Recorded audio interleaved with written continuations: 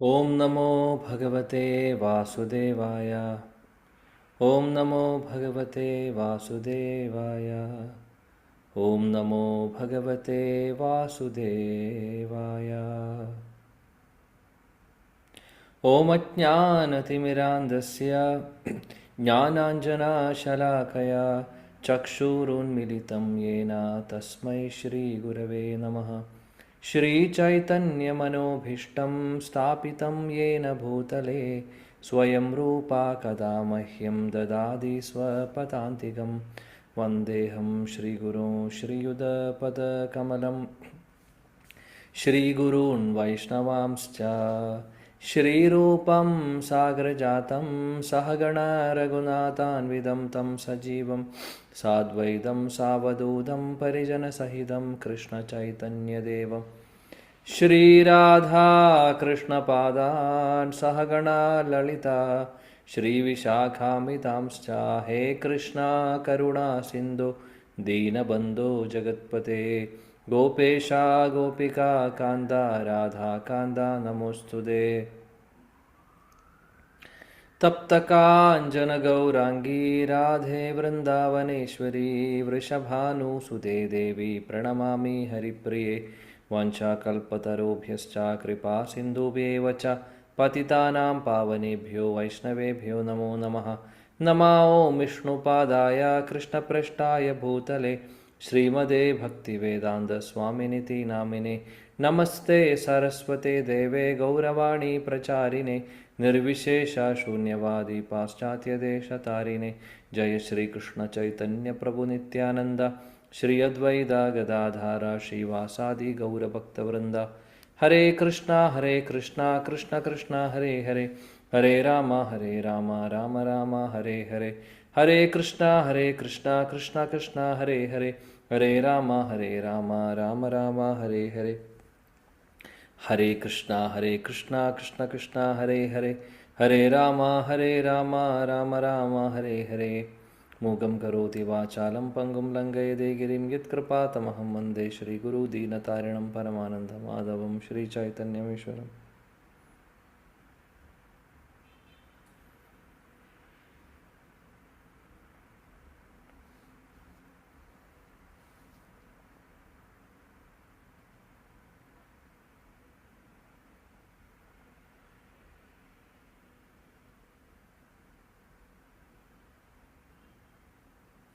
ഹരേ കൃഷ്ണ. പ്രിയപ്പെട്ട എല്ലാ ഭക്തർക്കും എൻ്റെ വിനീതമായ പ്രണാമം.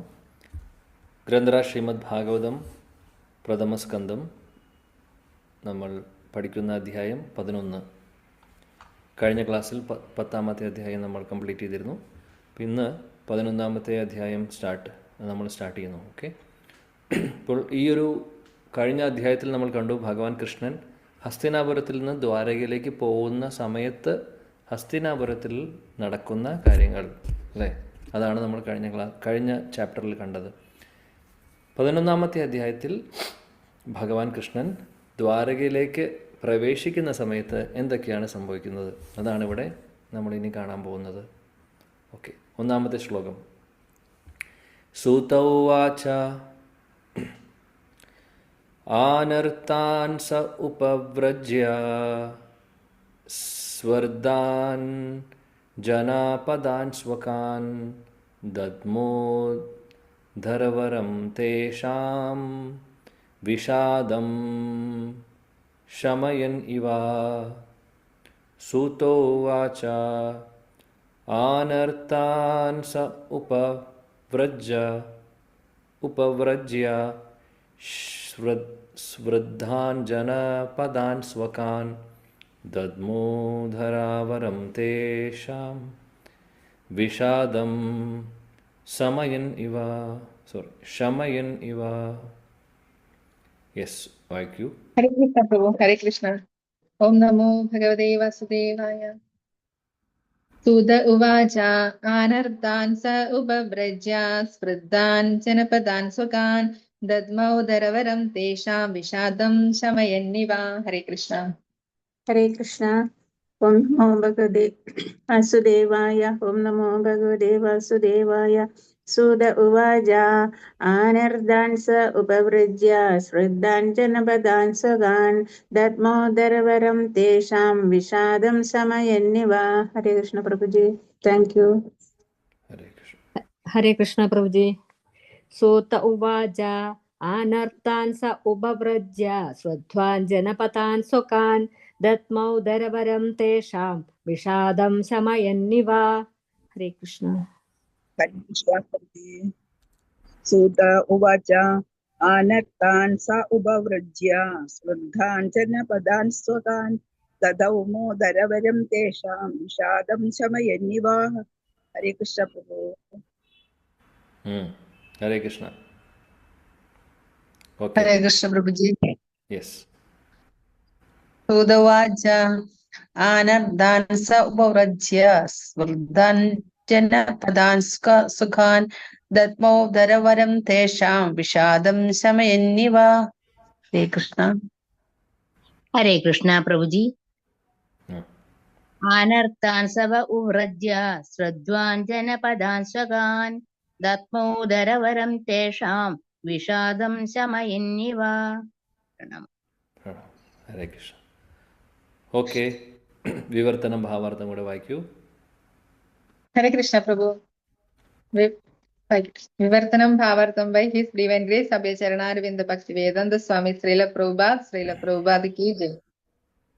സൂതഗോസ്വാമി പറഞ്ഞു, ആനർത്ത രാജ്യം ദ്വാരക എന്നറിയപ്പെടുന്ന അതിസമ്പൽ സമൃദ്ധമായ അദ്ദേഹത്തിന്റെ രാജ്യാതിർത്തിയിൽ എത്തിച്ചേർന്നപ്പോൾ ഭഗവാൻ തന്റെ മംഗളകരമായ ശംഖ് തന്റെ ആഗമനം ഉദ്ഘോഷിക്കാനും ദ്വാരകാവാസികളുടെ വിഷാദം ശമിപ്പിച്ചു കൊണ്ടെന്ന പോലെയും മുഴക്കി. ഭാവാർത്ഥം: കുരുക്ഷേത്ര യുദ്ധം കാരണം പ്രിയ ഭഗവാൻ സമ്പൽ സമൃദ്ധമായ സ്വനഗരമായ ദ്വാരകയിൽ നിന്നും ദീർഘകാലം വിട്ടുനിന്നു. ആകയാൽ ഭഗവത് വിയോഗത്താൽ എല്ലാ ദ്വാരക നിവാസികളും വിഷാദഗ്രസ്തരായിരുന്നു.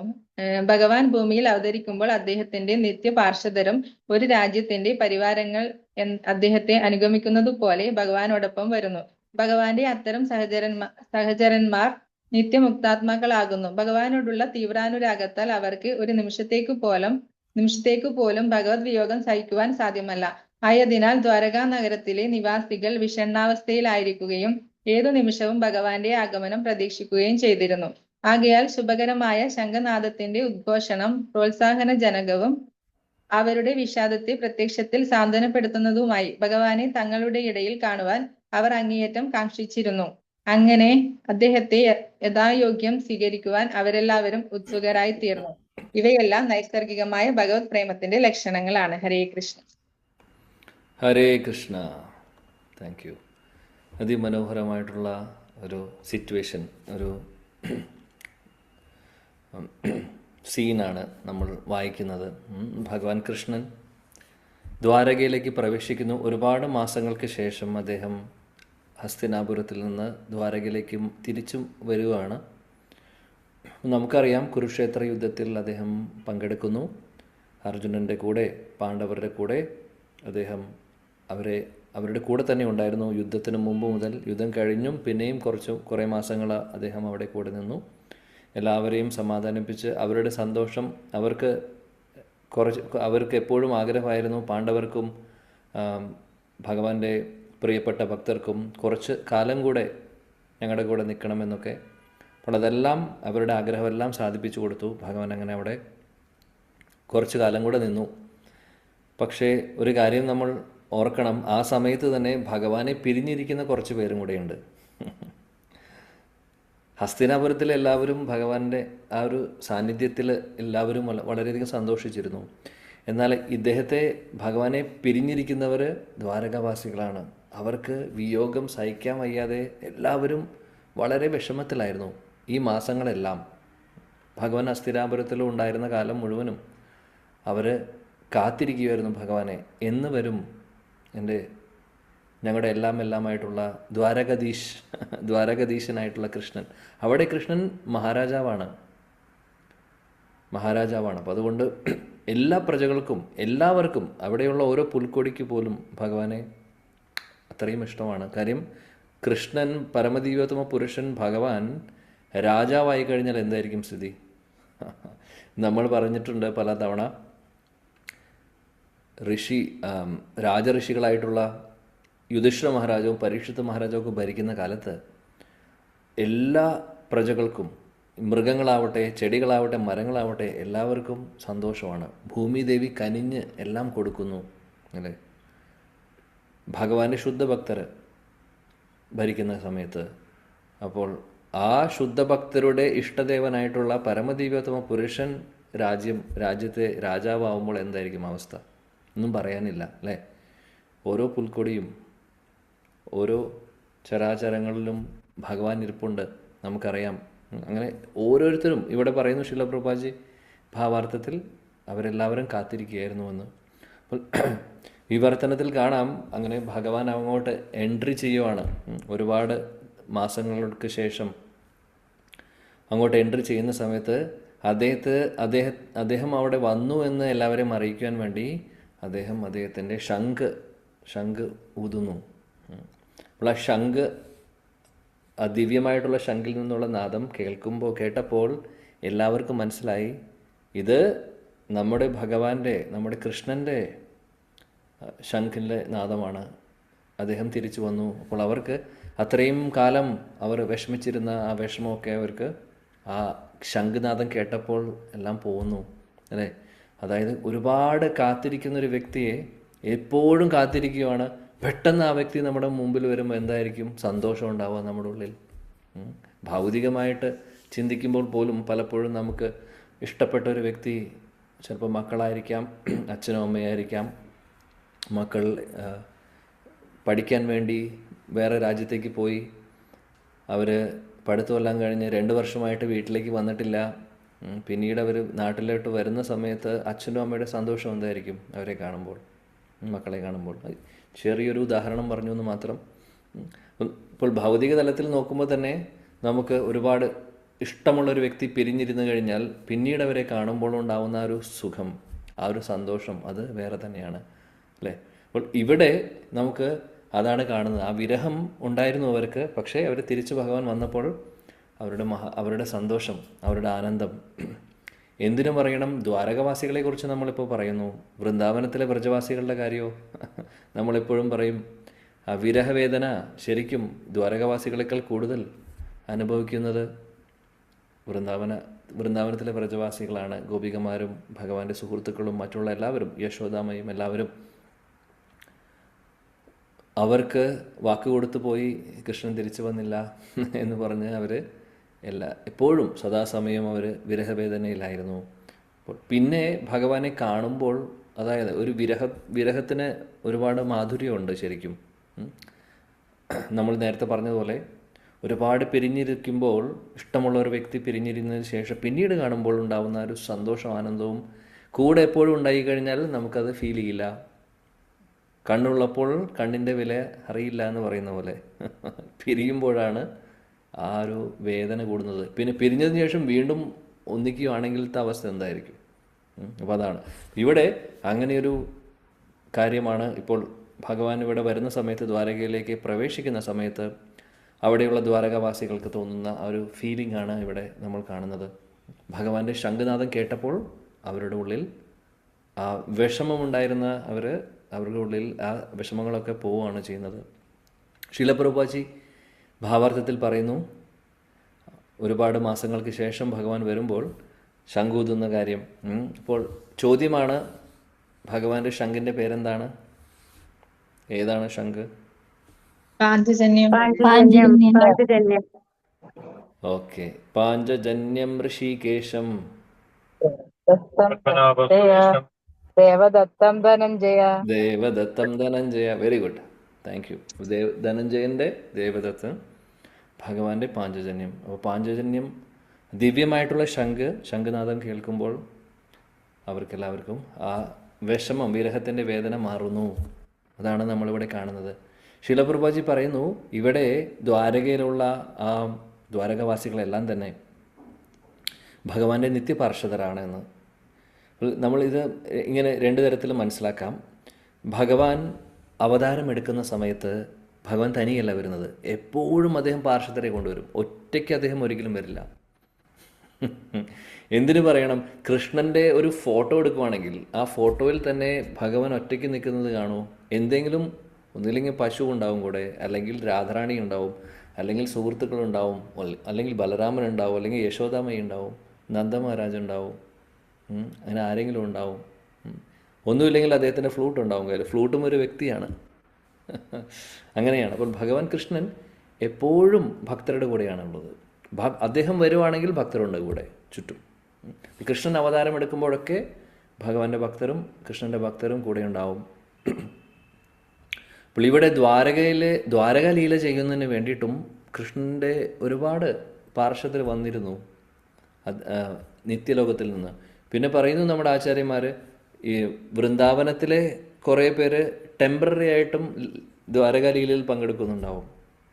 മധുരയിലുള്ളവരും ടെമ്പററി ആയിട്ട് ദ്വാരക ലീല. അപ്പോൾ ഇതൊക്കെ ആധ്യാത്മിക തലത്തിലുള്ള കാര്യങ്ങളാണ്. പലതും നമുക്ക് മനസ്സിലാവില്ല.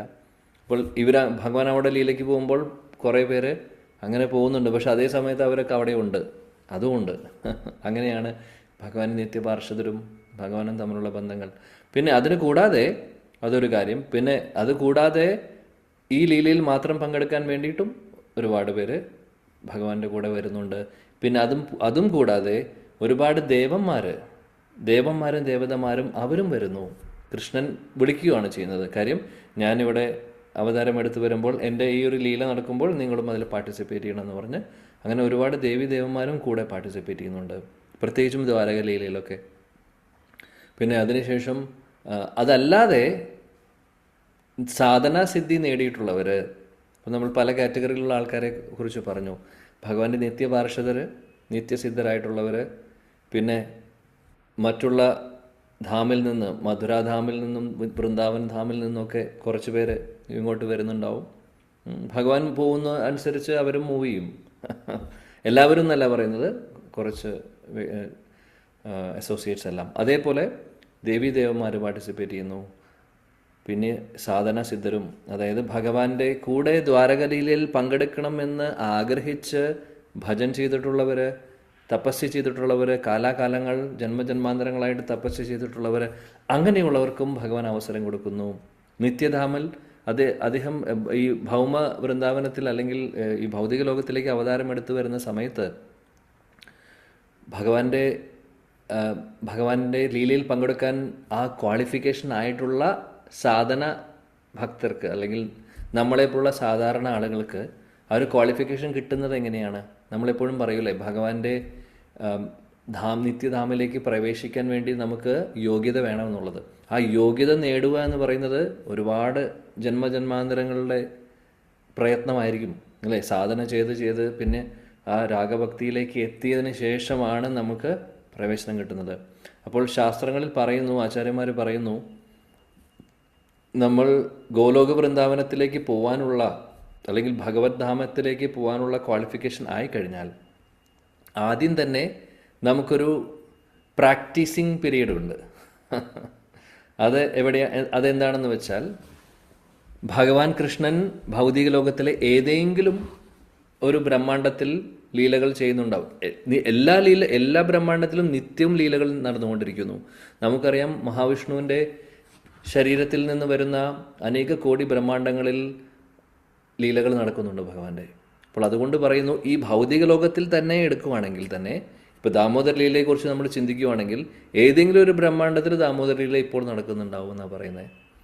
അതേപോലെ വേറെ ഏത് കൃഷ്ണൻ്റെ ലീല എടുക്കുകയാണെങ്കിലും ഭൗതിക ലോകത്തിലെ കാര്യം മാത്രമാണ്. കാര്യം അത്രയും അനേക കോടി ബ്രഹ്മാണ്ടങ്ങളും അനേക കോടി ഭഗവാന്റെ അവതാരങ്ങളും അങ്ങനെയാണ്. അപ്പോൾ നമ്മൾ ഏതെങ്കിലും ഭഗവത് ലീല ചിന്തിക്കുകയാണെങ്കിൽ ആ ലീല ഇപ്പോൾ നിത്യമായിട്ട് നടക്കുന്നുണ്ടാവും എവിടെയെങ്കിലും, ആധ്യാത്മിക ലോകത്തിലോ ഭൗതിക ലോകത്തിലോ എവിടെയെങ്കിലും. ഭൗതിക ലോകത്തിൽ തന്നെ ഒരുപാട് ബ്രഹ്മാണ്ടങ്ങളുണ്ട്, അതുകൊണ്ടാണ് പറയുന്നത്. അപ്പോൾ അതാണ് നമുക്ക് അത്രയും സ്പെഷ്യലായിട്ടുള്ള കാര്യം. നമുക്ക് ആർക്കും അത് ചിന്തിക്കാനോ മനസ്സിലാക്കുവാനോ പൂർണ്ണമായിട്ടും സാധിക്കില്ല. അപ്പോൾ പറയുന്നത് എന്താണെന്ന് വെച്ചാൽ, നമുക്ക് ഇനി ആ ഭൗതിക ലോകം വിട്ട് ആധ്യാത്മിക ലോകത്തിലേക്ക് പ്രവേശിക്കാനുള്ള യോഗ്യത നേടുന്ന സമയത്ത് നമുക്കൊരു ട്രയൽ പീരീഡുണ്ട്. അതാണ് ഭഗവാന്റെ അവതാരം നടക്കുന്ന ഏതെങ്കിലും ഒരു ബ്രഹ്മാണ്ടത്തിൽ ഭഗവാന്റെ കൂടെ ലീലയിൽ പങ്കെടുക്കാനുള്ള ചാൻസ് കിട്ടും നമുക്ക് ഇവിടെ ഭൗതിക ലോകത്തിലിരുന്നുകൊണ്ട്. അങ്ങനെ ഭഗവാന്റെ ലീലയിൽ അവിടുന്ന് വന്നവർ ഓൾറെഡി വന്നവരും ഉണ്ടാവും, കൂട്ടത്തിൽ നമ്മളും എൻ്റർ ആവുന്നു ആ കൂട്ടത്തിലേക്ക്. എന്നിട്ട് ഭഗവാന്റെ ലീലയിൽ പങ്കെടുക്കുന്നു. ഭഗവാൻ ലീല കഴിഞ്ഞ് തിരിച്ച് നിത്യപാർഷദരെ കൊണ്ടുപോകും, ആ കൂട്ടത്തിൽ നമ്മളെയും കൊണ്ടുപോകുന്നു. അങ്ങനെയാണ് നമ്മൾ ആധ്യാത്മിക ലോകത്തിലേക്ക് പോകുന്നത് എന്നാണ് നമ്മുടെ ആചാര്യന്മാർ പറയുന്നത്. ഡയറക്റ്റ്ലി നമ്മളെ ആധ്യാത്മിക ലോകത്തിലേക്ക് കൊണ്ടുപോകുന്നേക്കാൾ മുമ്പ് ഇവിടെ തന്നെ ഭഗവാന്റെ ലീലയിൽ നമ്മളെ പങ്കെടുപ്പിക്കും, അതിനുശേഷം കൂടെ കൊണ്ടുപോകും. പക്ഷേ ഒരു കാര്യം മനസ്സിലാക്കണം, ആധ്യാത്മിക ലോകത്തിലേക്ക് പ്രവേശിക്കുന്നതിന് തുല്യം തന്നെയാണ് ഭഗവാന്റെ കൂടെ ഇവിടെ ലീലയിൽ പങ്കെടുക്കുന്നു, ഒരു വ്യത്യാസവുമില്ല.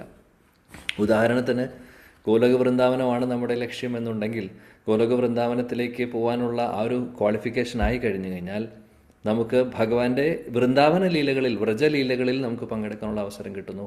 അങ്ങനെ ആ വ്രജലീലയിൽ നമ്മൾ ഭഗവാന്റെ സഖ ആയിട്ടായിരിക്കാം, സഖിയായിട്ടായിരിക്കാം, ഗോപിയായിട്ടായിരിക്കാം, മഞ്ജരിയാവാം, രാധാറാണിയുടെ ആരാണെന്ന് നമുക്കറിയില്ല. ഇനി അല്ലെങ്കിൽ യശോദാമ്മയുടെ പ്രായമുള്ള മുതിർന്ന ഗോപികളായിരിക്കാം. ഒരു വാത്സല്യ രസത്തിലാണെങ്കിൽ അവിടെ എന്താണോ നമ്മുടെ ഭാവം, നമ്മുടെ സ്വരൂപം, അതനുസരിച്ചിട്ടുള്ള ലീലയിൽ നമ്മൾ പ്രോപ്പറായിട്ടുള്ള, ശരിക്കും പറയുകയാണെങ്കിൽ നമുക്ക് അവിടെ ആധ്യാത്മിക ലോകത്തിൽ നമ്മൾ എങ്ങനെയായിരിക്കും അതേ ഒരു പൊസിഷൻ തന്നെ നമുക്കിവിടെ ഒരു ട്രയലായിട്ട് കിട്ടുന്നു, അല്ലെങ്കിൽ ഭഗവാന്റെ കൂടെ ലീലയിൽ പങ്കെടുക്കുന്നു. അപ്പോൾ അതിന് ശേഷം ലീല അവസാനിക്കുന്നതോടുകൂടി അവൻ അങ്ങോട്ടേക്ക് പ്രവേശിക്കുന്നു ഭഗവാന്റെ കൂടെ തന്നെ. ഇങ്ങനെയാണ് പോകുന്നതെന്നാണ് പറയുന്നത്. ഇവിടെ ശീലപ്രഭുപാദി പറയുന്നത് അദ്ദേഹത്തിൻ്റെ കൂടെ ഒരുപാട് പാർഷദർ വന്നിരുന്നു ലീലകൾ ചെയ്യാൻ. അപ്പോൾ ലീലകളുടെ അവസാനത്തിൽ ഭഗവാൻ പോകുന്ന കൂട്ടത്തിൽ ഇവരെല്ലാവരും തിരിച്ചു പോകുന്നു. നമുക്കറിയാം, ദ്വാരക ലീല കഴിഞ്ഞതിന് ശേഷം ഭഗവാന്റെ തിരോഭാവ ലീല നടക്കുന്ന സമയത്ത് നമുക്കറിയാം ഒരുപാട് എല്ലാവരും തമ്മിൽ യുദ്ധം ചെയ്തും അങ്ങനെ മരിക്കുന്നു അതൊരു നാടകീയമായിട്ട് അതങ്ങനെ അവസാനിക്കുന്നു. അത് കാര്യം ആ ലീല അവസാനിക്കുകയാണ് ചെയ്യുന്നത്. അപ്പോൾ ഭഗവാൻ പോയി കഴിഞ്ഞാൽ കൂടെ പാർഷദരും പോകുന്നു, അതാണ് സംഭവിക്കുന്നത് ശരിക്കും. അപ്പോൾ ഇവിടെ അദ്ദേഹത്തിൻ്റെ നിത്യപാർഷദർക്ക് ഒരു നിമിഷം പോലും ഭഗവാനെ പിരിഞ്ഞിരിക്കാൻ സാധിക്കില്ല. അതാണ് ശീലപ്രഭുപാദി പറയുന്നത്. അവരുടെ സ്നേഹത്തിൻ്റെ ഇൻറ്റൻസിറ്റിയെക്കുറിച്ചാണ് പറയുന്നത്. ഭഗവാന്റെ പാർഷദർ, ശുദ്ധഭക്തർ, അവർക്ക് ഭഗവാൻ ഒരു നിമിഷം പോലും പിരിഞ്ഞിരിക്കാൻ പറ്റാത്ത അവസ്ഥയാണ്. അപ്പോൾ അങ്ങനെയുള്ളവർ ഒരുപാട് പേര് അവിടെ ഉണ്ട്. ഇനി നിത്യപാർഷദരാണെങ്കിലും അല്ലാത്തവരും ഭഗവാന്റെ ഭക്തർ, കാര്യം ഭഗവാന്റെ ലീലയിൽ പങ്കെടുക്കുന്നവർ സാധാരണ വ്യക്തികളെ ആയിരിക്കില്ല അവിടെ, അല്ലേ? നമുക്കറിയാം എല്ലാവരും ഭക്തരായിരിക്കും. അപ്പം അവർക്കെല്ലാവർക്കും ഒരുപാട് സന്തോഷമായി ഈ ശംഖിൻ്റെ നാദം കേട്ടപ്പോൾ അവരുടെ ആവേശമൊക്കെ പോകുന്നു. എന്നിട്ട് ഫൈനലി ശിലപ്രഭുപാദിയോട് പറയുകയാണ്,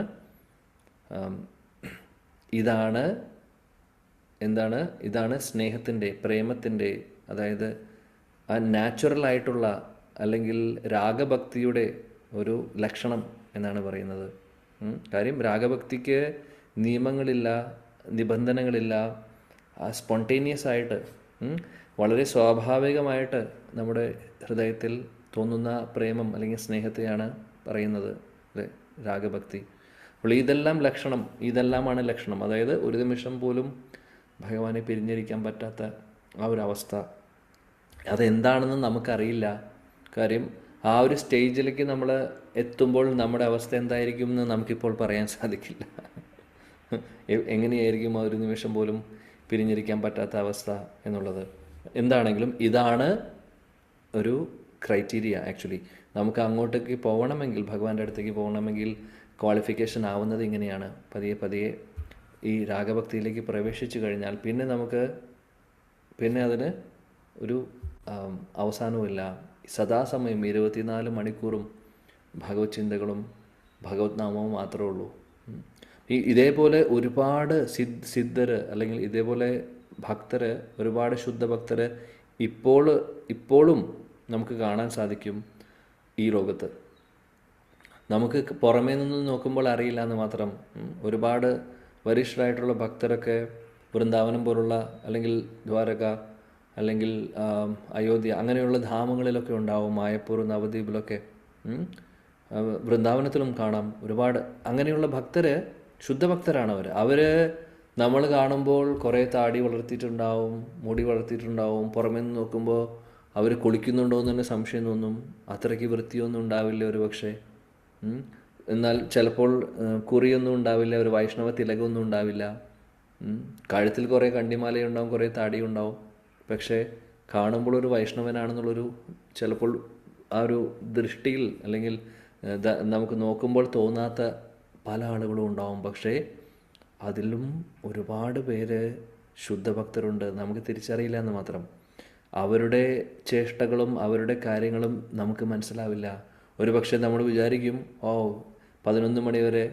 അങ്ങനെ ഒരുപാട് എക്സാമ്പിൾസ് കേട്ടിട്ടുണ്ട് വൃന്ദാവനത്തിലൊക്കെ പ്രത്യേകിച്ചും. ചില ബാബാജിമാരൊക്കെ രാത്രി സദാസമയം ഭജൻ ചെയ്ത് കാലത്ത് കുറച്ച് മണിക്കൂറായിരിക്കും കിടക്കുന്നത്. ഉദാഹരണത്തിന് എല്ലാവരും എഴുന്നേൽക്കുന്ന സമയത്ത് അവർ കിടക്കും കുറച്ച് നേരം, ഒരു 2-3 മണിക്കൂർ. അപ്പോൾ സാധാരണ ആളുകൾ, നമ്മളെപ്പോലുള്ള ആളുകൾ നോക്കുമ്പോൾ ബാബാജി കിടന്നുറങ്ങുവാണ്. പക്ഷേ ആ ബാബാജി എന്താണ് രാത്രി ചെയ്യുന്നത് എന്നുള്ളത് അറിയില്ല ആർക്കും. ഒരു എക്സാമ്പിൾ പറഞ്ഞത് മാത്രം. ഇങ്ങനെ ഒരുപാട് ഉദാഹരണങ്ങളുണ്ട്. അപ്പോൾ പുറമേ നിന്ന് നോക്കിക്കഴിഞ്ഞാൽ വൈഷ്ണവൻ്റെ ഒരു ക്രിയ, അത് ശില നരോത്തമദാസ് താക്കൂർ പറയുന്നു, വൈഷ്ണവാചാര്യന്മാർ പറയുന്നു, ഒരു വൈഷ്ണവൻ്റെ എക്സ്റ്റേണലി നമുക്കൊരിക്കലും മനസ്സിലാക്കാൻ സാധിക്കില്ല അദ്ദേഹം എത്രമാത്രം എലിവേറ്റഡ് ആണ് എന്നുള്ളത്. നമ്മുടെ തിലകിൻ്റെയും ധോത്തിയുടെയും ഭംഗിയല്ല ഒരു വൈഷ്ണവനെ നമ്മൾ മനസ്സിലാക്കുന്നത് എത്രമാത്രം അവർ ഉയർന്ന തലത്തിലാണുള്ളത് അല്ല. ഈവൺ അവരുടെ ക്രിയകൾ കാണുമ്പോഴും നമുക്ക് മനസ്സിലാവില്ല, അത് വേറെ. അതാണ് പറയുന്നത്, ഇപ്പോൾ പറഞ്ഞ എക്സാമ്പിൾ പോലെ രാത്രി മുഴുവനും ഗോവർദ്ധൻ പരിക്രമവും നാമജപവും കഴിഞ്ഞ് കാലത്തൊരു 2 മണിക്കൂർ റെസ്റ്റ് ചെയ്യുന്നു. ഇത് ഒരു വ്രജവാസി സാധുവിൻ്റെ കഥ തന്നെയാണ്. ഇദ്ദേഹം ഗോവർദ്ധൻ പരിക്രമം ചെയ്യുന്നു, രാത്രി മുഴുവനും 2-3 പ്രാവശ്യം രാത്രി ചെയ്യും. അത്രയും സ്പീഡാണ്. എന്നിട്ട് രാവിലെ കുറച്ച് സമയം കിടക്കുന്നു. അപ്പോൾ ആ സമയത്ത് കാണുമ്പോൾ ബാബാജി കിടന്നുറങ്ങുവാണ്. എല്ലാവരും വിചാരിക്കും ഇതെന്ത് ബാബാജിയാണ്. പക്ഷേ പരിശുദ്ധ ഭക്തന്മാരൊക്കെ എങ്ങനെയാണ്, അവർ പുറമെ ഒരു മുഖം മൂടി ഉണ്ടാവും അവർക്ക്, നമുക്ക് തിരിച്ചറിയില്ല എന്ന് മാത്രം. പലവരും അങ്ങനെ ഒരുപാട് പേരുണ്ട്. അപ്പോൾ ഇവരുടെ ഉള്ളിലൊക്കെ എന്താണ്, ഇപ്പോൾ നേരത്തെ പറഞ്ഞ പോലെ ആ ഭക്തി അതങ്ങനെ മെച്യൂറായിട്ട് ഭഗവാനെ ഒരു നിമിഷം പോലും അവർക്ക് പിരിഞ്ഞിരിക്കാനോ മറക്കാനോ സാധിക്കാത്ത അവസ്ഥ. സദാസമയവും മനസ്സിലും ഹൃദയത്തിലും ഭഗവത് ചിന്തകൾ മാത്രം, നാവിൽ ഭഗവാന്റെ നാമം മാത്രം. ഇങ്ങനെയുള്ളവർ അതാണ് അങ്ങനെയുള്ളവരുടെ സൈനാണ് പറയുന്നത് ഇവിടെ ശിലപ്രഭാജി.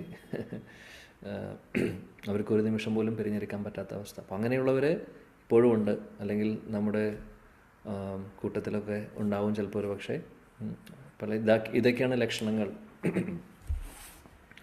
ഓക്കെ, രണ്ടാമത്തെ ശ്ലോകത്തിലേക്ക് കിടക്കാം. രണ്ടാമത്തെ ശ്ലോകം. സാ ഉച്ചാകാശേ ധവലോധരോധരോപി ഉരുക്രമാസ്യാ ദർശോ നശോനിമാ ധാദ്യമാനാകരാ കഞ്ച സംപുടേ യഥാബ്ജകണ്ഠേ കലഹംസ ഉത്സവനാ. ഹരേ കൃഷ്ണ പ്രഭു. ഓം നമോ ഭഗവതേ വാസുദേവായ. സ ഉച്ചകാശേ ധവളോദരോദരോ വിരുക്രമസ്യാധരശോണശോണിമാ ദാത്മായമാന കരകഞ്ച സംബുടേ യഥാബ്ജകണ്ഠേ കലഹംസ ഉത്സവന. ഹരേ കൃഷ്ണ. ഹരേ കൃഷ്ണ പ്രഭുജി. ഓം നമോ ഭഗവതേ വാസുദേവായ. സ ഉച്ചകാശേ ധവളോദരോദരോ അഭി ഉരുക്രമസ്യാദരശോണശോണിമാ ദാത്മായമാനകരഗഞ്ച സംബുടേ യഥാബ്ജകണ്ഠേ കലഹംസ ഉത്സവനാ. ഹരേ കൃഷ്ണ.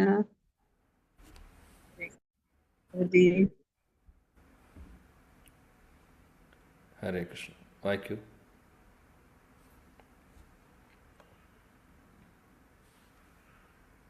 ഹരേ കൃഷ്ണ. ഹരേ കൃഷ്ണ. വായിക്കൂ, ആരെങ്കിലും ഒരാൾ വായിക്കൂ. ഹരേ കൃഷ്ണ. സ ഉച്ചകാശേതവളോദരോദരോപിരുക്രമസ്യാദരശോണശോണിമാ യാത്മായമാനക്കരകഞ്ചസംബുടേ യദാബ്ജഷണ്ഡേ കളഹംസവസ്വനഃ.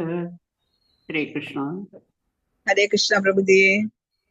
സ ഉച്ചകാശേ ധവളോ ദശോദരോ യുരുക്രമസ്യാധരശോണശോണിമാ താദ്മായമാനാകരകഞ്ചസംബുടേ യഥാബ്ജഖണ്ഡേ കളഹംസ ഉത്സ്വനാഃ. ഹരേ കൃഷ്ണ പ്രഭുജി. ഹരേ കൃഷ്ണ. ഹരേ കൃഷ്ണ. സ ഉച്ചകാശേതവളോദരോദരോപി ഉരുക്രമസ്യാദരശോണശോണിമാ ദാത്മായമാനക്കരകഞ്ചസംബുടേ യഥാബ്ജഷണ്ഡേ കളഹംസവുസ്വനഃ.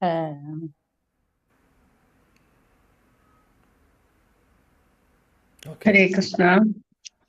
സ ഉച്ചകാശേ ധവളോദരോദരോ അഭ്യുജ്യു വിരുക്രമസ്യ ധരാശോണശോണിമാ ദമയാമന കരകഞ്ച സംബുടേ യഥാബ്ജഗണ്ഡേ കളഹംസ ഉത്സനാഃ. ഹരേ കൃഷ്ണ. ഹരേ കൃഷ്ണ. യെസ്, വിവർത്തനം ഭാവാർത്ഥം ആരെങ്കിലും വായിക്കൂ? വായിക്കട്ടെ പ്രഭുജി, വായിക്കട്ടെ. വായിക്കൂ. വിവർത്തനം ഭാവാർത്ഥം. ശ്രീലപ്രഭുപാദ് കി ജയ്. ഭഗവാൻ കയ്യിലേന്തി മുഴക്കിയ ധവള നിറമാർന്ന സ്ഥൂലമായ ശംഖ് അദ്ദേഹത്തിന്റെ അതീന്ദ്രിയ അധരസ്പർശത്താൽ രക്തവർണിതമായി തോന്നിപ്പിച്ചു. ചുവന്ന താമരത്തണ്ടുകളിൽ വെളുത്ത അരയന്നങ്ങൾ നീന്തി തുടിക്കുന്നതുപോലെ കാണപ്പെട്ടു. ഭാവാർത്ഥം. വെളുത്ത ശംഖ് ഭഗവാന്റെ അധരസ്പർശത്താൽ അരുണവർണ്ണമായത് ആത്മീയ സാർത്ഥകതയുടെ പ്രതിരൂപമാകുന്നു. ഭഗവാൻ സർവം ആത്മീയമാകുന്നുവെന്നു മാത്രമല്ല, ഭൗതിക പദാർത്ഥം ഈ ആത്മീയ അസ്തിത്വത്തിന്റെ അജ്ഞതയാകുന്നു. പരമാർത്ഥത്തിൽ ആത്മീയ ജ്ഞാനോദ്ദീപനത്തിൽ ഭൗതിക പദാർത്ഥത്തെ പോലെ യാതൊന്നും തന്നെയില്ല. പരമദിവ്യോത്തമ പുരുഷനായ ശ്രീകൃഷ്ണ ഭഗവാന്റെ സമ്പർക്കത്താൽ തൽക്ഷണം ആത്മീയ ജ്ഞാനോദ്ദീപനം ഉണ്ടാകുന്നു. സർവ അസ്തിത്വങ്ങളുടെയും ഓരോ കണികയിലും ഭഗവാൻ സ്ഥിതി ചെയ്യുന്നുവെന്നു മാത്രമല്ല, ആർക്കും തന്റെ സാന്നിധ്യത്തെ വെളിപ്പെടുത്തി കൊടുക്കുവാനും അദ്ദേഹത്തിന് കഴിയുന്നു. ഭഗവാനോടുള്ള ഉത്കടമായ പ്രേമത്താലും ഭഗവത് ഭക്തിയുടെ സേവനത്താലും അന്യഥാ ഭഗവാനുമായുള്ള ആത്മീയ സമ്പർക്കത്താലും ഭഗവാൻ കയ്യിലേന്തിയ ശംഖ് അരുണവർണ്ണമായതുപോലെ സർവ്വതും ആത്മീയമായി ശോണിതമായി തീരുന്നു. ഭഗവത് പാദങ്ങളാകുന്ന താമരപ്പൂക്കളാൽ നിത്യമായി അലങ്കൃതമായ ആത്മീയ പരമാനന്ദമാകുന്ന ജലത്തിൽ ഉല്ലസിക്കുന്ന ഹംസങ്ങളെ പോലെയാണ് Paramahamsa. Hare Krishna Prabhuji. Thank you. Hare Krishna. Thank you. ഇവിടെ അതിമനോഹരമായിട്ടുള്ള ഒരു കാര്യമാണ് ഇവിടെ പറയുന്നത്. സൂത ഗോസ്വാമി എന്താണ് പറയുന്നത്? ഭഗവാൻ കൃഷ്ണൻ ശംഖൂതുന്നതാണ് കാണുന്നത് അല്ലേ? ആ കാഴ്ചയാണ്. ശംഖിൻ്റെ നിറം വെളുത്ത നിറം, ഭഗവാന്റെ ആ അധരങ്ങളുടെ ആ ദിവ്യമായിട്ടുള്ള അധരങ്ങളുടെ നിറമാണെങ്കിൽ ചുവപ്പ്. അപ്പോൾ ഭഗവാന്റെ ആ അധരങ്ങൾ തൊടുമ്പോൾ, ഈ ശംഖിൽ, വെളുത്ത ശംഖിൽ തൊടുന്ന സമയത്ത് അതിനെ ഉപമിച്ചിരിക്കുന്നു ഒരു ഹംസം, വെളുത്ത ഹംസം ചുവന്ന താമരപ്പൂക്കളുടെ ഇടയിൽ കളിക്കുന്നത് പോലെയായി. ഇതേപോലെ ഒരുപാട് ഉപമകൾ നമുക്ക് നമ്മുടെ ആചാര്യന്മാർ പറയുന്നത് കേൾക്കാം. ഇതേപോലെ ഒരുപാടുണ്ട്. അപ്പോൾ അതിമനോഹരമാണ് ഈ വർണ്ണനയെല്ലാം ശരിക്കും പറയുകയാണെങ്കിൽ. അപ്പോൾ ഇവിടെ ശിലപ്രഭുപാദി പറയുന്നു ഭാവാർത്ഥത്തിൽ ഭഗവാന്റെ ആ ഒരു സ്പർശനം, ഭഗവാന്റെ ആ അധരങ്ങൾ, ദിവ്യമായിട്ടുള്ള അദ്ദേഹത്തിൻ്റെ അധരങ്ങൾ തൊടുമ്പോൾ, ഈ ശംഖിൽ തൊടുമ്പോൾ, ശംഖും ദിവ്യമാണ്, ഭഗവാന്റെ അധരം പിന്നെ പറയേണ്ട ആവശ്യമില്ല. അധരം മധുരം, നയനം മധുരം, ഹസിതം മധുരം, ഗമനം മധുരം, എല്ലാം മധുരമാണ് ഭഗവാന്റെ ഹസിതത്തെ, ചിരിയെക്കുറിച്ച് പറയുകയാണെങ്കിൽ കടൽ പോലെ ഒരുപാടുണ്ട്. അതേപോലെ ഭഗവാന്റെ എല്ലാം, നയനം, ഹസിതം, അദ്ദേഹം നടക്കുന്നത്, അദ്ദേഹത്തിൻ്റെ ചിരി, അദ്ദേഹത്തിൻ്റെ എല്ലാം അതിമധുരമാണ്. ഇവിടെ ഭഗവാന്റെ ആ മധുരമായ ആ അദ്ദേഹത്തിൻ്റെ അധരം തൊടുന്ന സമയത്ത് നിറം മാറുന്നു എന്ന് പറയുന്നു. ചുവന്ന, അതായത് വെളുത്ത ശംഖ ചുവക്കുന്നു. ചുവന്ന ആ ഒരു, നമ്മളെങ്ങനെയാണോ ഒരു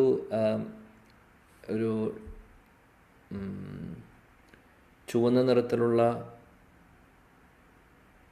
അല്ലെങ്കിൽ ഏതെങ്കിലും ഒരു രത്നം, ചുവന്ന നിറത്തിലുള്ള രത്നം നമ്മളൊരു മിററിൻ്റെ അടുത്ത് കൊണ്ടുവരുന്ന സമയത്ത്, അല്ലെങ്കിൽ വേറെ ഒരു ഒബ്ജക്റ്റിൻ്റെ മുമ്പിലേക്ക് കൊണ്ടുവരുന്ന സമയത്ത് ആ ഒബ്ജക്റ്റ് അല്ലെങ്കിൽ ആ ഒരു വസ്തുവിൻ്റെ നിറം ചുമപ്പായിട്ട് കാണാം, ചുവന്ന രത്നമാണെങ്കിൽ അല്ലേ. അതേപോലെ ഭഗവാന്റെ ആ അതിമനോഹരമായിട്ടുള്ള അതിമധുരമായിട്ടുള്ള അധരങ്ങൾ തൊടുന്ന സമയത്ത് വെളുത്ത ശംഖ് ചുമക്കുന്നു. ഇവിടെ പറയുന്നത് ശിലപ്രഭുപാദി എന്താണെന്ന് വെച്ചാൽ, ഇങ്ങനെയാണ് ഭഗവാന്റെ ആ ഒരു സ്പർശനത്താൽ, ഭഗവാന്റെ ദൃഷ്ടിയാൽ, ഭഗവാനുമായിട്ട് സമ്പർക്കം വരുമ്പോൾ അതെല്ലാം അതിൻ്റെ അത് ഭൗതികമായിട്ടുള്ള ഒരു സാധനം പോലും ആധ്യാത്മിക തലത്തിലേക്ക് മാറുന്നു. ഇവിടെ ഭഗവാന്റെ ശംഖ് ഭൗതികമാണ് എന്നല്ല പറയുന്നത്. ശിലപ്രഭുപാദി ഈ ഒരു ഉപമയെ പ്രാക്ടിക്കലായിട്ട് നമുക്ക് പഠിപ്പിച്ചു തരുവാണ്. ഭഗവാനുമായിട്ട് എന്തും കണക്റ്റ് ആവുന്ന സമയത്ത്, അത് ചിലപ്പോൾ ഭൗതികമായിട്ടുള്ള കാര്യം ആവാം, ഭൗതികമായിട്ടുള്ള സാധനമാവാം, മെറ്റീരിയൽ എലമെൻ്റ് ആവാം, ഭൂമി, അപ്പോനലോ, വായു, ഖം ഇതുകൊണ്ട് ഉണ്ടാക്കിയിട്ടുള്ളതാവാം. പക്ഷേ അതും സ്പിരിച്വലൈസ് ആവുന്നു ഭഗവാന്റെ സ്പർശനത്താൽ, അല്ലെങ്കിൽ ഭഗവാനുമായിട്ട് കണക്ഷൻ വരുമ്പോൾ. ഉദാഹരണത്തിന് നമ്മളിപ്പോൾ ഉപയോഗിക്കുന്ന ക്യാമറ, ലാപ്ടോപ്പ് ആണെങ്കിലും മൊബൈൽ ഫോൺ ആണെങ്കിലും എന്തുകൊണ്ട് ഉണ്ടാക്കിയിട്ടുള്ളതാണ്? ആധ്യാത്മികമായിട്ടുള്ള അല്ലെങ്കിൽ ഭൗതികമായിട്ടുള്ള ഭൂമി, അപ്പോനലോ, വായു, ഖം ഈ 5 പഞ്ചഭൂതങ്ങളിൽ നിന്നും ഉണ്ടാക്കിയിട്ടുള്ളതാണത് അല്ലേ. പക്ഷേ നമ്മൾ ആ മൊബൈലിലൂടെ അല്ലെങ്കിൽ ആ ലാപ്ടോപ്പിലൂടെ, കമ്പ്യൂട്ടറിലൂടെ നമ്മൾ ചെയ്യുന്നത് എന്താണ്? ഭഗവാനെക്കുറിച്ച് ചർച്ച ചെയ്യുന്നു, അല്ലെങ്കിൽ നമ്മൾ ഭാഗവതം പഠിക്കുന്നു, കേൾക്കുന്നു അല്ലേ. അപ്പോൾ ഞാനിവിടെ ഉപയോഗിക്കുന്ന മൈക്രോഫോൺ ആണെങ്കിലും, ഈ മൈക്രോഫോൺ വേറെ വല്ല കാര്യത്തിനും ഉപയോഗിക്കുകയാണെങ്കിൽ അത് വെറും ഭൗതിക വസ്തുവാണ്. നേരെ മറിച്ച് ഇത് ഭഗവത് സേവനങ്ങളിലേക്ക് ഉപയോഗിക്കുകയാണെങ്കിൽ ഈ വസ്തു ഭൗതികമായിട്ടുള്ള ഈ പഞ്ചഭൂതം കൊണ്ട് നിർമ്മിതമായിട്ടുള്ള വസ്തു തന്നെ അതും ആധ്യാത്മിക പൊട്ടൻസി അതിന് കിട്ടുന്നു. അതാണ് പ്രത്യേകത. അതാണ് ശിലപ്രഭുപാദി ഇൻ ഷോർട്ടായിട്ട് പറയുന്നത്. ഭഗവാനുമായിട്ട് കണക്ഷൻ വരുന്ന സമയത്ത് എല്ലാം സ്പിരിച്വലൈസ് ആവുന്നു. അപ്പം അതുപോലെ തന്നെയാണ്. അതുകൊണ്ട് നമ്മുടെ ഓരോ ഇന്ദ്രിയങ്ങളും ഭൗതികമാണ്, പക്ഷേ നമ്മൾ ഈ ഇന്ദ്രിയങ്ങളെ ഭഗവത് സേവനങ്ങളിലേക്ക് ഉപയോഗിക്കുകയാണെങ്കിൽ അത് സ്പിരിച്വലൈസ് ആവുന്നു. അപ്പോൾ അതാണ് നമ്മുടെ ടേക്ക് ഹോം പോയിന്റ് ഈ ഒരു ഭാവാർത്ഥത്തിൽ നിന്ന് നമ്മൾ മനസ്സിലാക്കേണ്ടത്. ശിലപ്രഭുപാദി അതാണ് പറയുന്നത് ഇവിടെ. ആക്ച്വലി നമ്മളത് ഒന്നും കൂടെ അതിനെ ശ്രദ്ധയോടുകൂടി വായിക്കുമ്പോൾ മനസ്സിലാക്കാം, നമുക്ക് ഇതിൽ നിന്ന് എടുക്കാൻ പറ്റുന്ന ഒരു വളരെ പ്രധാനപ്പെട്ട പോയിൻ്റാണത്. അതേപോലെ തന്നെ വേറൊരു കാര്യം കൂടെ പറയുന്നത്, പരമഹംസരായിട്ടുള്ള ശുദ്ധഭക്തർ അവരെപ്പോഴും തന്നെ ഈ ആധ്യാത്മിക തലത്തിലുള്ള ആ ആനന്ദത്തിൽ, എങ്ങനെയാണോ ഒരു അരയന്നം എപ്പോഴും താമരയുടെ ആ ലോട്ടസിൻ്റെ ഇടയിൽ ഇങ്ങനെ ചുറ്റിപ്പറ്റിയിരിക്കും,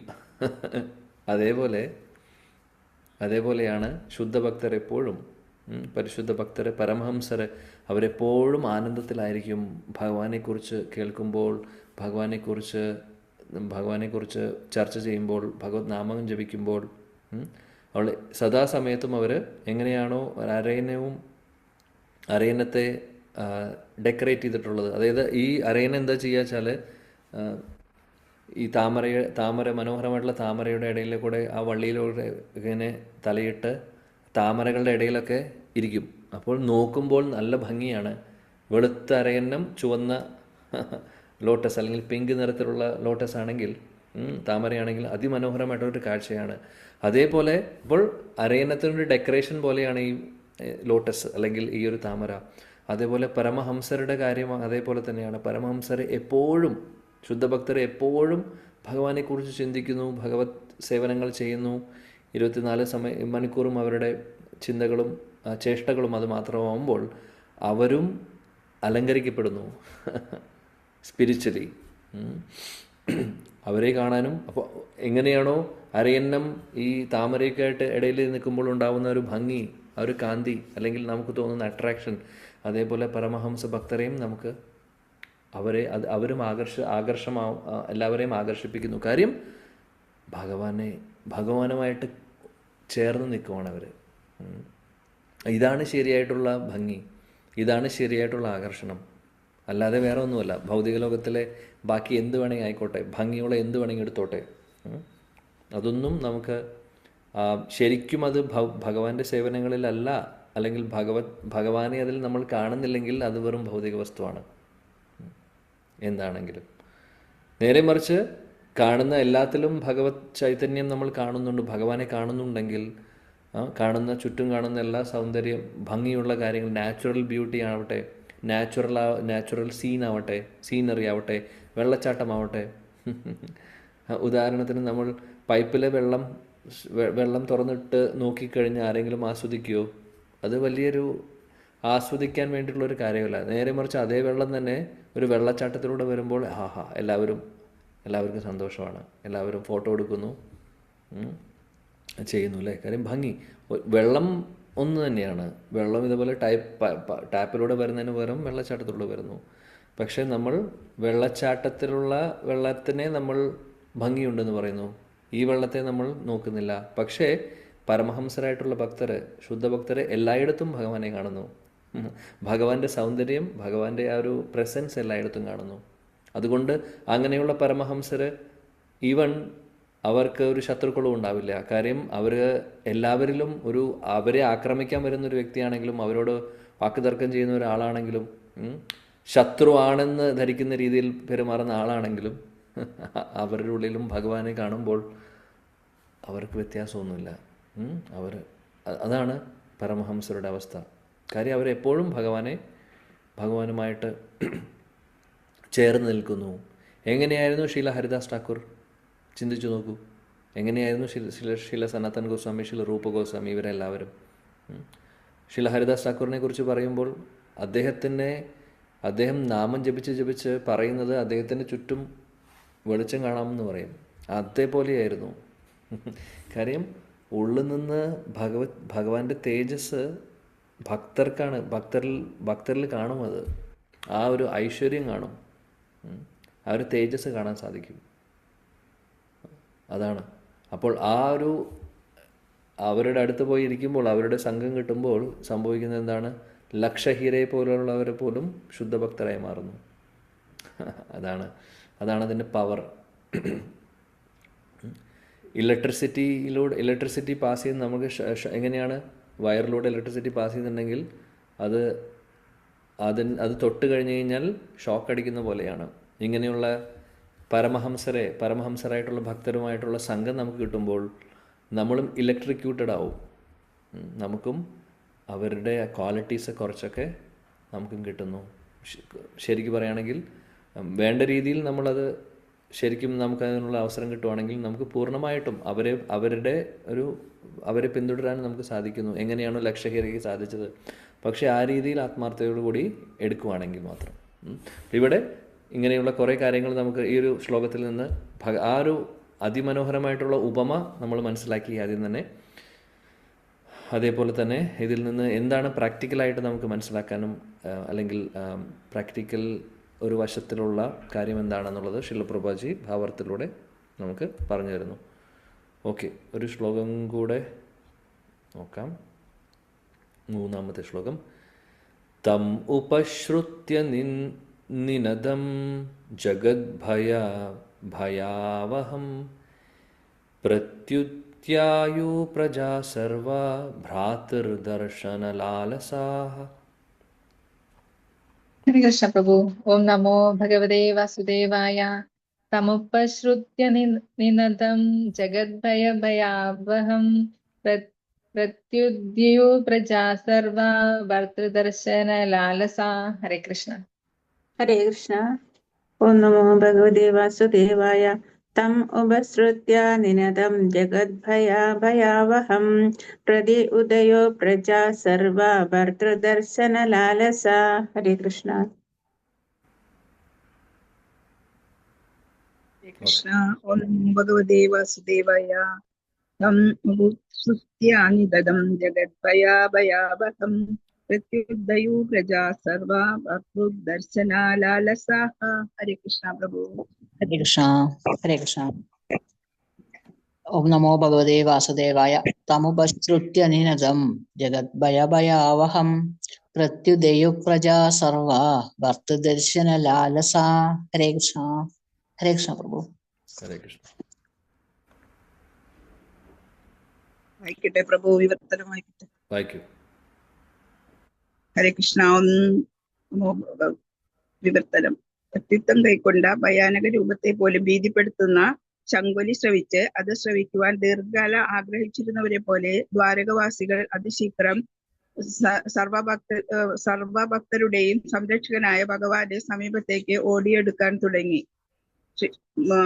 ഭാവാർത്ഥം. മുമ്പ് വിശദമാക്കിയതുപോലെ കൃഷ്ണ ഭഗവാന്റെ കാലത്ത് ദ്വാരകയിൽ വസിച്ചിരുന്നവരെല്ലാം തന്നെ ഭഗവാന്റെ പാർഷദരായ മുക്താത്മാക്കളായിരുന്നു. ആത്മീയ സമ്പർക്കത്താൽ അവർ ഒരിക്കലും ഭഗവാനിൽ നിന്നും വേർപെടുത്തപ്പെട്ടിരുന്നില്ലെങ്കിലും ഭഗവാനെ സന്ദർശിക്കാൻ അവരെല്ലാവരും അത്യധികം ഉത്സുകരായിരുന്നു.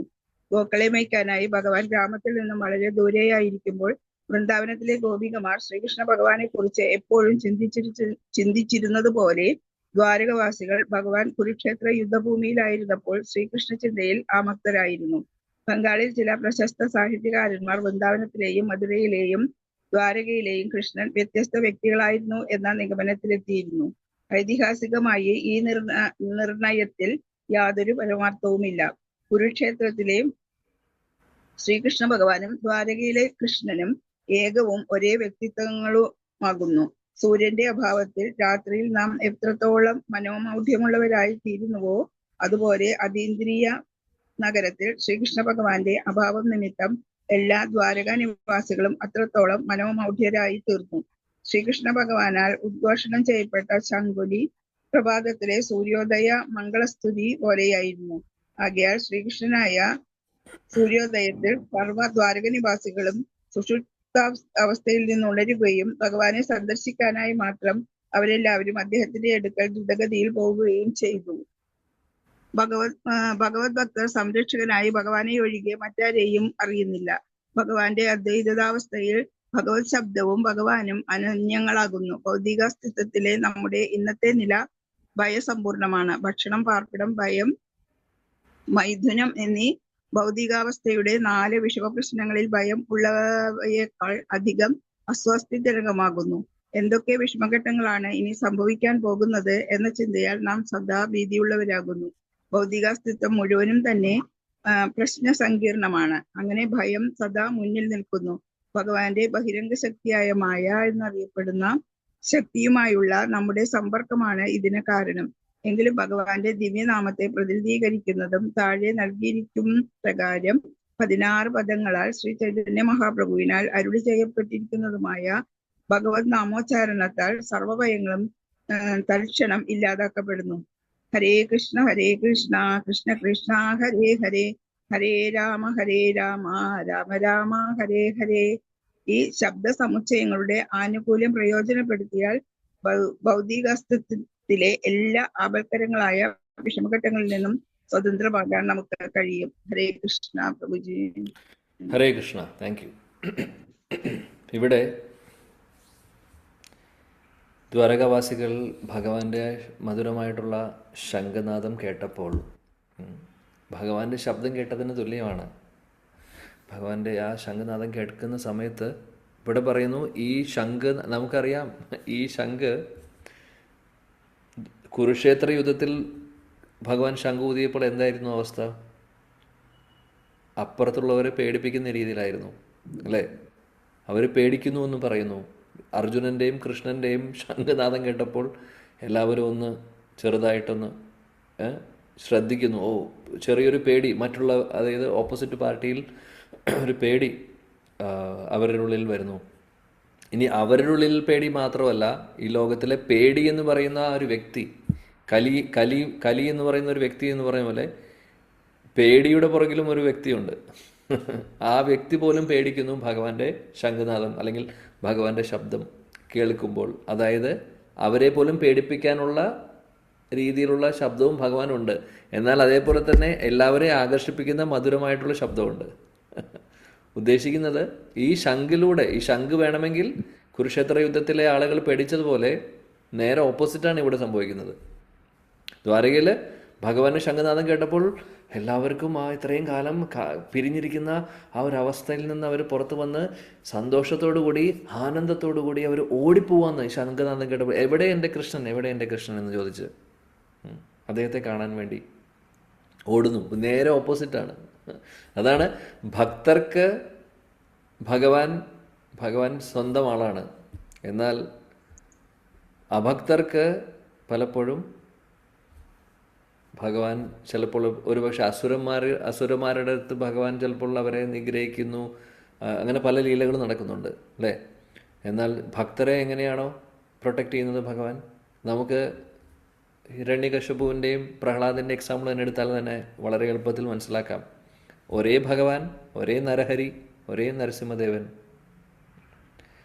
ഹിരണ്യകശിപുവിനെ വധിച്ചതിന് ശേഷം ഉടനെ തന്നെ പ്രഹ്ലാദ് പോയ സമയത്ത് പ്രഹ്ലാദിനെ എന്താണ് ചെയ്യുന്നത്? പ്രഹ്ലാദിനെ എടുത്ത് മടിയിലിരുത്തി കെട്ടിപ്പിടിക്കുന്നു ആ നരഹരി. അപ്പോൾ ഭഗവാൻ ഭക്തരെ എപ്പോഴും സ്നേഹിക്കുന്നു, ലാളിക്കുന്നു, കൂടെ ഉണ്ടാവും. അവർക്ക് പേടിയില്ല. പ്രഹ്ലാദിന് എന്ത് പേടിയായിരുന്നു? ഇനി ഏത് രൂപത്തിൽ വന്നാലും. നരഹരി എന്ന് പറയുമ്പോൾ നരസിംഹദേവൻ്റെ രൂപം കണ്ട് ദേവീദേവന്മാർ പോലും വിറയ്ക്കുമായിരുന്നു. പലവരും ഓടി രക്ഷപ്പെട്ടു. പറയുന്നത് മേഘങ്ങളുടെ പുറകിൽ അവർ ഒളിച്ചു എന്നാണ് പറയുന്നത്, പേടിച്ചിട്ട്, ഈ രൂപം കണ്ടിട്ട്. ഇതേപോലൊരു രൂപം കണ്ടിട്ടില്ല. ലക്ഷ്മി ദേവി പോലും പറഞ്ഞു, ഇങ്ങനെയുള്ളൊരു ഭയാനകമായിട്ടുള്ളൊരു രൂപം ഇതുവരെ കണ്ടിട്ടില്ല, എനിക്കും പേടിയാവുന്നു. എന്നാൽ പ്രഹ്ലാദ് വളരെ കൂളാണ്. പ്രഹ്ലാദനൊരു ഒരു ലവലേശം പേടിയുണ്ടായിരുന്നില്ല. ഉടനെ തന്നെ പോയി ഭഗവാന്റെ മുമ്പിൽ കൈകൂപ്പി പ്രാർത്ഥിക്കുന്നു. അപ്പോൾ ഭക്തർക്ക് പേടിക്കേണ്ട ആവശ്യമില്ല. എന്നാൽ ഹിരണ്യകശിപു ശരിക്കും പേടിച്ചു. നരഹരിയെ കണ്ടപ്പോൾ ഒരിക്കലും പ്രതീക്ഷിച്ചില്ല അദ്ദേഹം ഇങ്ങനെയാ വിഷ്ണു ഇങ്ങനൊരു രൂപത്തിൽ വരുന്നുള്ളത് അല്ലേ? അപ്പോൾ അതാണ് പറയുന്നത്. ഇവിടെ ദ്വാരകവാസികൾ കൃഷ്ണൻ്റെ ആ ശംഖനാദം കേട്ടപ്പോൾ അവരെല്ലാവരും അവരുടെ ഉള്ളിൽ സന്തോഷം തോന്നി, ആനന്ദം വരുന്നു. അവർ ഓടുന്നു കൃഷ്ണൻ്റെ അടുത്തേക്ക്. ശിലപ്രഭുജി ദ്വാരകയിൽ നിന്ന് പതുക്കെ ഒരു നിമിഷം വൃന്ദാവനത്തിലേക്ക് പോകുന്നു. ഭാവാർത്ഥത്തിൽ അദ്ദേഹം പറയുന്നു, എങ്ങനെയാണോ ഗോപികമാർ കൃഷ്ണനെക്കുറിച്ച് ചിന്തിച്ച് എപ്പോഴും കൃഷ്ണനെ കാണുവാൻ വേണ്ടി ഇങ്ങനെ കാത്തിരിക്കുന്നത്. കൃഷ്ണൻ ഗോക്കളെ മേയ്ക്കാൻ വേണ്ടി കാട്ടിലേക്ക് പോകുന്ന സമയത്ത് ഇവരെല്ലാവരും പിരിഞ്ഞിരിക്കുകയാണ്, തിരിച്ചു വരുന്നത് നോക്കിയിരിക്കുകയാണ്, സൂര്യൻ അസ്തമിക്കാൻ വേണ്ടി കാത്തിരിക്കുകയാണ് ഇവർ, യശോദാമ്മയും മറ്റുള്ള ഗോപസ്ത്രീകളെല്ലാവരും. അതേപോലെ കാത്തിരിക്കുമായിരുന്നു ദ്വാരകവാസികൾ. അപ്പോൾ ഭഗവാൻ കൃഷ്ണൻ്റെ ഫ്ലൂട്ട്, ആ ഓടക്കുഴൽ നാദം കേൾക്കുമ്പോൾ തന്നെ ഗോപികമാർക്ക് മനസ്സിലാവും കൃഷ്ണൻ വന്നു തുടങ്ങി എന്നുള്ളത്. കൃഷ്ണൻ്റെ വേണുനാദം അകലെ നിന്ന് കേൾക്കാം. അപ്പോൾ തന്നെ ഇവരെല്ലാവരും റെഡിയായിട്ട് നിൽക്കും. യശോദാമ്മയും മറ്റേ മുതിർന്ന ഗോപസ്ത്രീകളൊക്കെ താലമൊക്കെ ആയിട്ട് വരവേൽക്കാൻ വേണ്ടി നിൽക്കുന്നു. പിന്നെ വേറെ കുറേ ഗോപികമാരൊക്കെ അവർക്ക് വീട്ടിൻ്റെ പുറത്തേക്ക് വരാൻ സാധിക്കില്ല. അപ്പോൾ അവർ ജനലിലൂടെ കുറേ പേര് നോക്കുന്നു. ചിലവർ വീടിൻ്റെ ടെറസിൽ പോയി ഇരുന്ന് നോക്കുന്നു. അങ്ങനെ അപ്പോൾ ഈ വേണുനാഥം കേൾക്കുമ്പോൾ അവരുടെ ഉള്ളിൽ തോന്നുന്ന ആനന്ദം പോലെ ഇവിടെ ദ്വാരകാവാസികൾക്ക് കൃഷ്ണൻ്റെ ശംഖനാദം കേൾക്കുമ്പോൾ ആനന്ദം വരുന്നു. അങ്ങനെ അവർ ഓടുകയാണ് ചെയ്യുന്നത് ഭഗവാന്റെ അടുത്തേക്ക്, കൃഷ്ണൻ്റെ അടുത്തേക്ക്. അതിമനോഹരമായിട്ടുള്ളൊരു ഉപമ ഇവിടെ ശിലപ്രഭുജി പറയുന്നു. എങ്ങനെയാണോ സൂര്യൻ അസ്തമിക്കുന്ന സമയത്ത്, രാത്രി സമയത്ത് ഉണ്ടാവുന്ന ആ ഒരു ഭീതി പോലെയായിരുന്നു, ആ ഒരു വിഷമമായിരുന്നു അവർക്ക്.